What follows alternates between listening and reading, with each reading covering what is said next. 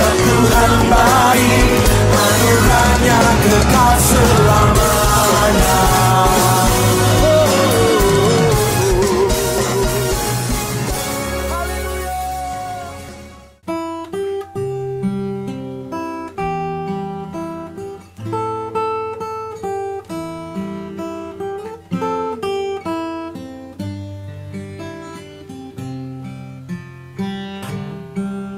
Ku mau cinta Yesus selamanya. Ku mau cinta Yesus selamanya. Meskipun badai silih berganti di dalam hidupku, ku tetap cinta Yesus selamanya. Ku mau cinta Yesus selamanya. Ku mau cinta Yesus selamanya. Meskipun badai silih berganti di dalam hidupku, ku tetap cinta Yesus selamanya. Ya Aba, Bapa, ini aku anakmu, layakkanlah seluruh hidupku. Ya Aba, Bapa, ini aku anakmu, pakailah sesuai dengan rencanamu. Ku mau cinta Yesus selamanya. Ku mau cinta Yesus selamanya. Meskipun badai silih berganti di dalam hidupku, ku tetap cinta Yesus selamanya. Ya Aba, Bapa, ini aku anakmu, layakkanlah seluruh hidupku. Ya Aba, Bapa, ini aku anakmu, pakailah sesuai dengan rencanamu. Ya Aba, Bapa, ini aku anakmu, layakkanlah seluruh hidupku. Ya Aba, Bapa, ini aku anakmu, pakailah sesuai dengan rencanamu. Pakailah sesuai dengan rencanamu. Pakailah sesuai dengan rencanamu.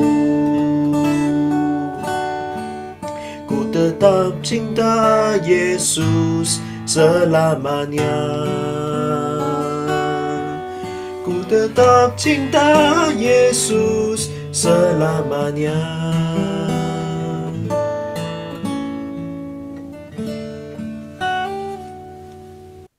Mari kita berdoa. Ya Tuhan, kami tetap mencintai Engkau selamanya. Biar kehidupan ini tetap dipimpin oleh Engkau Tuhan. Pagi ini kami tetap serahkan masa ini. Biar Engkau sajalah yang berbicara kepada setiap kami. Biarlah kami dengar suara Engkau di dalam hati kami. Dalam nama Yesus Kristus kami bersyukur dan berdoa. Amin. Saudara-saudari yang saya kasihi, kita sudah lihat tema menghasilkan buah yang baik. Harus ada pertobatan, harus ada mengasihi. Dan hari ini kita tetap melihat Lukas 43 ayat 15 sampai ayat 18. Ayat 15 sampai ayat 18. Ayat 15. Tetapi kerana orang banyak sedang menanti dan berharap, dan semuanya bertanya dalam hatinya tentang Yohanes, kalau ia adalah Mesias. Yohanes menjawab dan berkata kepada semua orang itu, "Aku membaptis kamu dengan air, tapi yang lebih berkuasa daripadaku akan datang, dan membuka tali kasutnya pun aku tidak layak. Ia akan membaptis kamu dengan Roh Kudus dengan api. Alat penampi sudah di tangannya untuk membersihkan tempat pengiringannya dan untuk mengumpul kantongnya ke dalam lumpungnya. Tetapi debu Jeremia itu akan dibakarnya dalam api yang tidak pernah terbadam."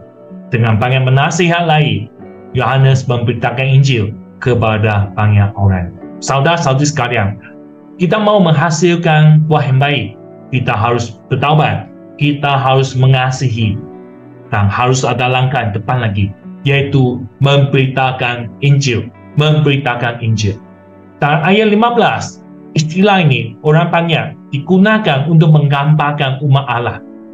Dan firman Tuhan yang terdapat dalam bab 2 ayat 25 juga menyebutkan tentang umat Allah yang sedang menunggu keselamatan Allah.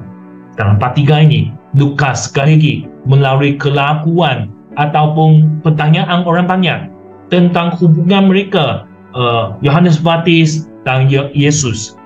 Pada zaman ini, banyak orang yang sangka bahawa Yohanes Pembaptis, siapakah dia? Dan Yohanes Pembaptis memberitakan tentang hal ini, zaman akhir, tentang Mesias yang selama ini orang Yahudi inginkan, harapkan.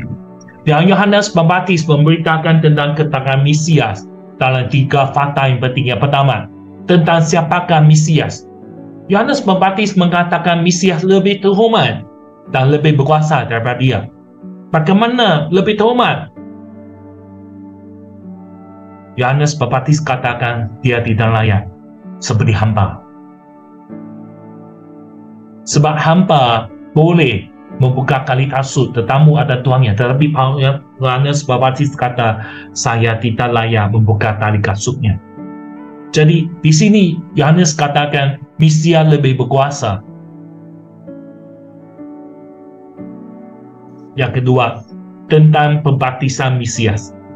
Kita perlu memahami baptisan Yohanes Pembaptis yang hanya melalui air saja, tapi Yesus membaptis dengan Roh Kudus dan api.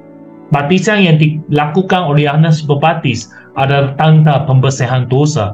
Maksudnya orang datang kepada mencari Yohanes Pembaptis, mereka sedia untuk kedatangan Yesus. Jadi Yohanes Pembaptis hanya melakukan langkah yang pertama saja, yaitu mendedikasikan seseorang itu kepada Tuhan. Dan Yesus melakukan pembaptisan Roh Kudus. Sesiapa yang telah mengalami pembaptisan Roh Kudus, kehidupan mereka dibaharui. Orang Yahudi, mereka menunggu-nunggukan kedatangan Roh Kudus. Dan para nabi dalam perjanjian lama juga mengatakan Roh Kudus akan datang. Dan ini merupakan kali pertama Yohanes mengatakan Mesias akan datang, dan mereka harus tahu tentang nubuatan ini. Yesus akan melakukan baptisan dengan api, dan fungsi api ini memberikan cahaya hangat, mencahaya, membakar dan menghancur untuk orang bersedia untuk menyingkirkan dosa dari kehidupan mereka. Ini yang dilakukan oleh Yesus, baptisan dengan api dan Roh Kudus. Yang ketiga, Mesias datang untuk penghakiman. Yohanes Pembaptis menggunakan istilah ini, alat penampi, yaitu Yesus akan mengumpulkan kantong dan debu Jeremia. Dan Mesias akan membersihkan dunia sebab dia membakarkan debu Jeremia. Yohanes Pembaptis menggunakan kantong untuk mewakili orang yang sanggup bertaubat, orang percaya akan masuk ke gantung utama, yaitu kerajaan Allah. Debu Jeremia mewakili orang yang hanya percaya dengan mulut, tapi mereka tidak hati yang sejati untuk bertaubat. Orang ini akan dibakar oleh api semasa Yesus datang untuk penghakiman. Yohanes Pembaptis dia menggunakan gambaran, yaitu orang ramai faham sebab kebanyakan pada waktu itu mereka dalam bidang pertanian. Dan Yohanes Pembaptis menggunakan gambaran ini biar mereka faham apa yang dilakukan oleh Yesus. Orang yang tidak percaya akan dibakar dalam api yang tidak akan lenyap itu. Saudara-saudari sekalian, setelah Yohanes Pembaptis katakan semua itu, akhirnya dia memberitakan Injil. Artinya saudara-saudari sekalian, kita mau bertaubat, kita mau mengasihi, dan akhirnya yang penting itu adalah kita perlu memberitakan Injil. Injil itu penting. Injil tentang Yesus harus kita beritakan. Kita lihat di sekeliling kita, banyak orang yang belum lagi kenal Yesus, belum lagi mereka faham apakah kandungan Injil itu. Jadi tanggungjawab ini terletak kepada diri kita sendiri. Kita harus melakukan, memberitakan Injil. Saudara-saudari sekalian, kita harus memberitakan Injil. Mari kita berdoa. Saudara-saudara Bapa surgawi, kami ingin digunakan oleh Engkau untuk memberitakan Injil dalam kehidupan kami, Tuhan. Bimbinglah kami, Tuhan, biar hati kami terbuka untuk dibimbing Roh Kudus. Sanggup kami membawa kesaksian, sanggup kami memberitakan Injil. Biarlah kehidupan ini, kehidupan kami ini digunakan oleh Engkau untuk memuliakan nama Engkau. Di dalam nama Yesus Kristus kami bersyukur dan berdoa. Amin.